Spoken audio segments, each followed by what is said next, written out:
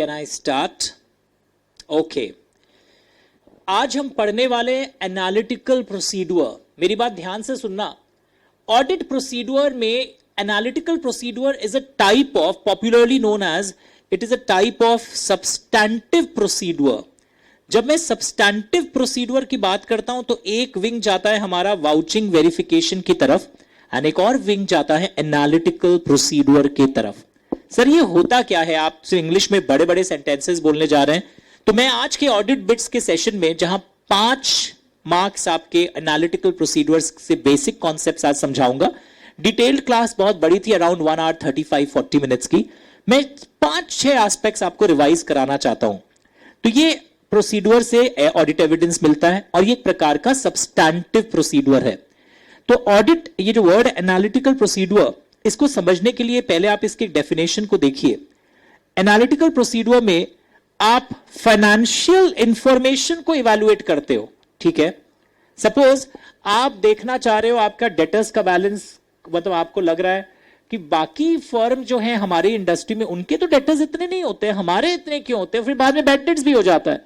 तो आप कंपेयर कर रहे हो, यहां पे पता है व्हाट हैपेंस, आप फाइनेंशियल इंफॉर्मेशन को एनालाइज कर रहे हो और इवैल्यूएट कर रहे हो और इसके लिए कई रिलेशनशिप आप सेट करते हो।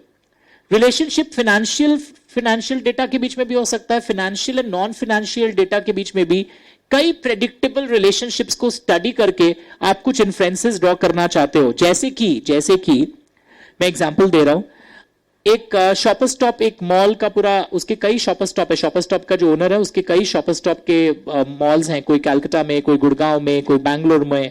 तो सेल्स पर स्क्वायर फीट देखेगा कि ये पर्टिकुलर मॉल का सेल्स पर स्क्वायर फीट क्या आ रहा है। तो ये एक एनालिटिकल प्रोसीड्यूर है। ऊपर सेल्स है, फाइनेंशियल इंफॉर्मेशन, नीचे square feet is a non financial information. तो मैं अपने सेल्स परफॉर्मेंस को एनालाइज कर रहा हूं अलग अलग मॉल्स, लोकेशन के मॉल्स वालों का, बाय सेल्स पर square feet analysis. Payroll cost per employee, number of employees नीचे हैं, वो नॉन फाइनेंशियल इंफॉर्मेशन है, ऊपर फाइनेंशियल इंफॉर्मेशन है। तो इस पे कई बार ट्रू फॉल्स आ जाता है कि एनालिटिकल प्रोसीड्यूर में हम फाइनेंशियल इंफॉर्मेशन को इवैल्यूएट करते हैं या नॉन फाइनेंशियल को करते, फाइनेंशियल को है, पर जो रेशियोज हम सेट करते हैं, प्रेडिक्टेबल रिलेशनशिप्स, वो financial as well as non financial information के बीच में सेट हो सकता है। या हम इन्वेस्टिगेट करते हैं, इन्वेस्टिगेशन भी इन्वॉल्व होती है। यहां पर अचानक कोई बड़ा फ्लक्चुएशन हो गया आपका पिछले सालों के कई ट्रेंड को देखते हुए, वो भी यहां पर होता है। तो एनालिटिकल प्रोसीड्यूर यूजुअली आप देखोगे, जो अभी तक में जो मैंने आपको बताया वो इस स्टेज की बात हो रही थी जहां पर हम एनालिटिकल प्रोसीड्यूर को सब्सटैंटिव प्रोसीड्यूर्स की तरह यूज करते हैं। फिर एक वेरी इंटरेस्टिंग चीज, एनालिटिकल प्रोसीड्यूर कई बार प्लानिंग फेज में भी होता है यूज। प्लानिंग फेज में कैसे यूज होता है देखते हैं। रैप के दौरान, रिस्क असेसमेंट प्रोसीड्यूर के दौरान,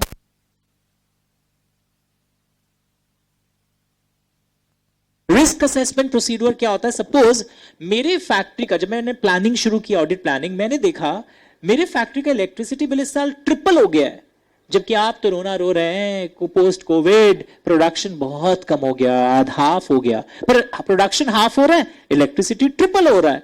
तो ये भी एक एनालिटिकल प्रोसीड्यूर था इन द प्लानिंग फेज। तो ये भी किया जा सकता है।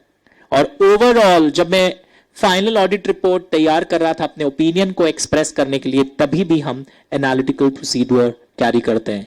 तो एनालिटिकल प्रोसीड्यूर के बारे में एक चीज बता दूं, इसमें क्या टेक्निक्स यूजुअली इस्तेमाल किए जाते हैं? Trends analysis. ट्रेंड में क्या होता है?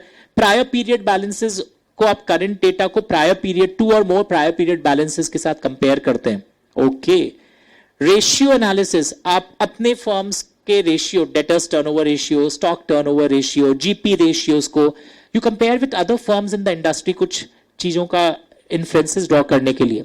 और ratio analysis asset, liability, income, expense, सारे एरियाज में यूज होता है। दिख रहा चारों एस्पेक्ट्स।